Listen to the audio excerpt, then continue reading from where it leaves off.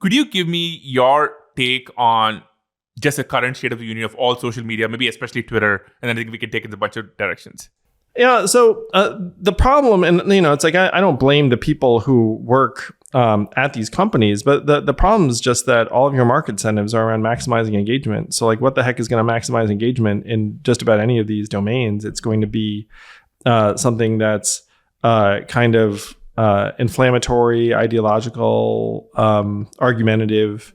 I mean, I try and keep my Twitter very, very deliberately positive, optimistic, lightly humorous and whatnot. But I'm the exception, frankly. I mean, I can very easily just go to one camp or the other and then just see like them being like, yeah, like, look at what that person did. Isn't that terrible? Help us defeat them. I mean, that's like the stuff that works the best in politics. I know that when it just comes to content, it's similar where even for something as banal as like, what you're going to name an interview, it's like, well, I could name it something like, just like two people talking, or I could name it like this person like sticks it to that person. Yeah. Well, this is why we call it the good time show. We're like, well, you're mandated to have a good time, right? Those are the rules. Right. Yeah. So Twitter has its own dynamics and mechanics. Facebook, TikTok, different ones. But all of them now are giving people essentially like a different version of the news, a different version of what people think.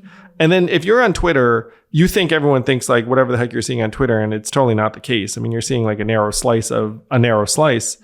And so it's really difficult to get people to converge on facts and reality because you've splintered the American consciousness into 1,000 different mini channels. Yeah. And I grew up in this country when there were only 3 TV channels. And oh, by the way, they were pretty much identical in terms of the way they treated the news. It was just like, Tom Brokaw, like, right. like that's the way it was. Right? Yeah. He just gets up and then I'd be like, oh, which like dignified white dude do I feel like listening to tonight? Like him or Peter Jennings, There's been like...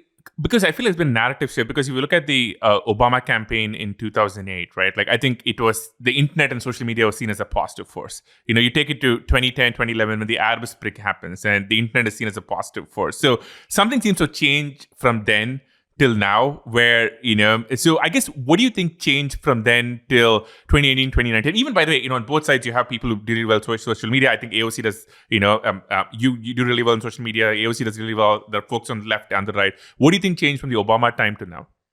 So first, this is not just an American phenomenon. And I interviewed a political scientist who said that, look, adoption of social media is now negatively correlated with democratization in countries around the world.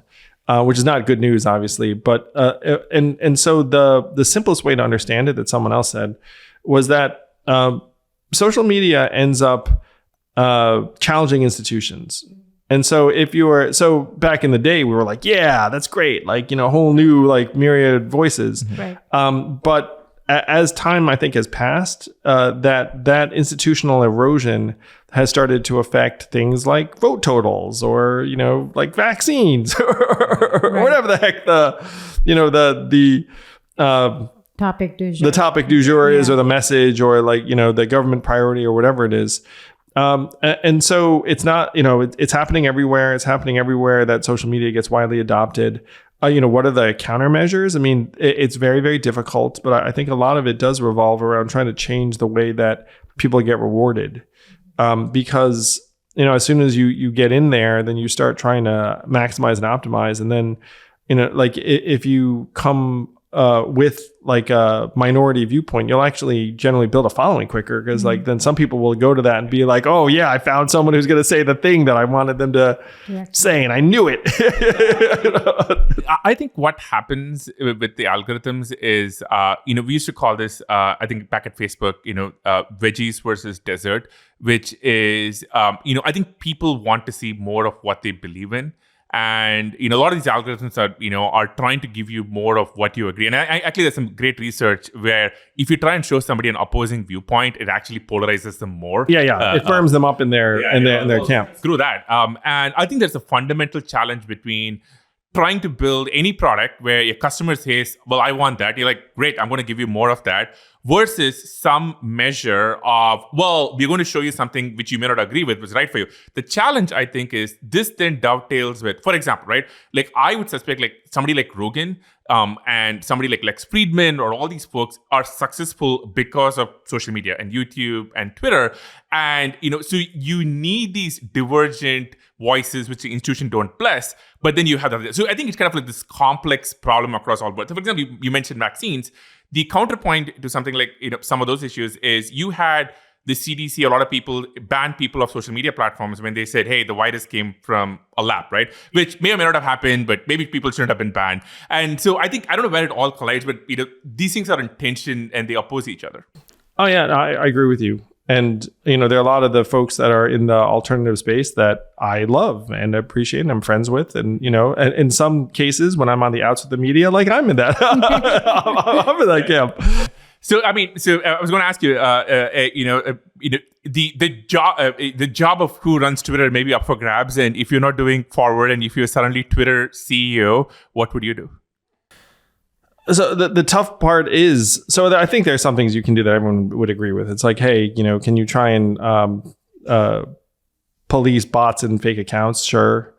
Can you try and get rid of like foreign interference? Yes. Can you try and have people verify their identities at a higher level and maybe privilege people where you what their actual like name is as opposed to the anonymous accounts, because that might improve behavior.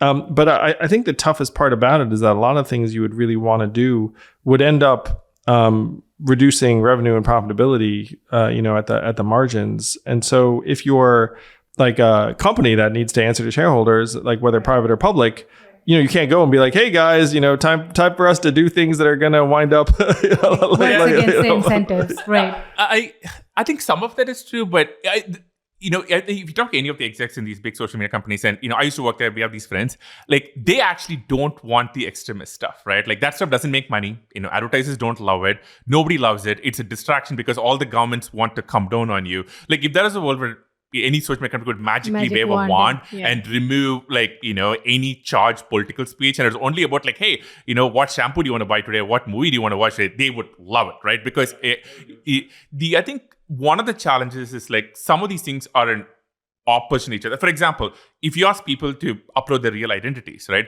There are other countries in the world where your real identity being tied to a social media platform might mean that you come in real danger. And how do you then have freedom of opinion when you can't do that? Or often when people talk about fact checking, we saw it in COVID or etc., right? Like what is or isn't allowed is up for debate. So these things kind of tug on each other, and so I think that's where the real rub is. And I know like. I don't think it's so much the profit and revenue motive, because trust me, like none of this stuff makes money. Like none of the political stuff makes money. It's the DTC products, it's the brand advertising that makes money. It's these values tugging on each other. Yeah, and I'm someone who generally thinks that people should be able to say what they want. Right. Like that. I think one of the problems we have is that somehow people see speech that they dislike as harmful or even violent. And, that's not the way I was brought up. I was brought up in like the sticks and stones era. You know what I mean? Right. But then on social media, then some of it becomes like a very difficult line drawing problem, which is one reason why like I don't envy the CEO of Twitter, because like it seems like a very difficult, thankless navigation of like a dozen strands that are pulling in opposite directions. And any choice you make is going to anger someone. I mean, the conservatives too, like they come and say, hey, you're censoring conservative content. And I look at them and be like, I don't think that's really like the primary, it's certainly like, it doesn't strike me as, like to me, the primary problem I have is that it seems to be negatively affecting our kids' mental health. And like it's making people anxious and depressed. As it's particularly pronounced among teenage girls, for example. Like that to me, it's like, okay, as a parent, like let's freaking home in on that. And I wish that if you were a member of Congress, like that's the priority that I'd be seeking, as opposed to saying like, hey, you like made my ads like less visible. Subscribe to the YouTube channel, The Good Time Show by Aarthi and Sriram.